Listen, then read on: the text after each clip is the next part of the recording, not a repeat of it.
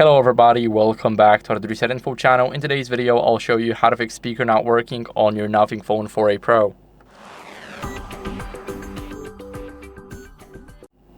So first we want to check the volume levels. So press the volume up button and now you can click on this little arrow here.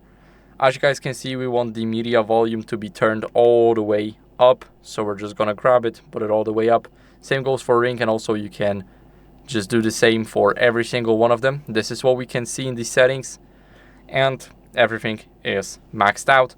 Now what are we going to do is we're going to clean our speaker grill, which is right here. We got it at the bottom, and we can use a soft brush or an air compressor in order to do that. They are both very efficient, but I would recommend the air compressor more.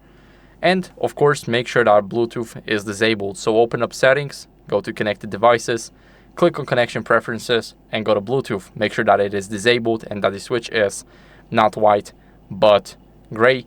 And it is very important because we don't want audio to be routed into our device. So make sure that audio is not rerouted. And as a last resort, we're going to update our software. So this is very important. Make sure to not forget that. Scroll down, go to System, tap on System Updates.